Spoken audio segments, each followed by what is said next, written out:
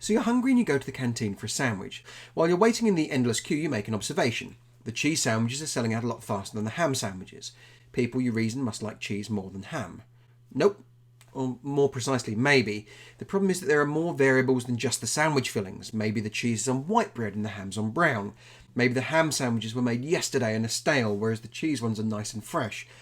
If more than one variable has changed at a time, it becomes extremely difficult to prove which variable prompted the change. Maybe people like white bread more than brown and the actual filling has nothing to do with it. Saying that one filling is more popular than the other is not a valid conclusion. Too many variables are changing at once. To get a valid conclusion, you'd need to ensure that the sandwiches were identical in every way. Bread type, butter or margarine, price, everything apart from the filling. Your lunch queue investigation would then have validity, and then, and only then, could you base a valid conclusion on your observations. This line's moving really slowly.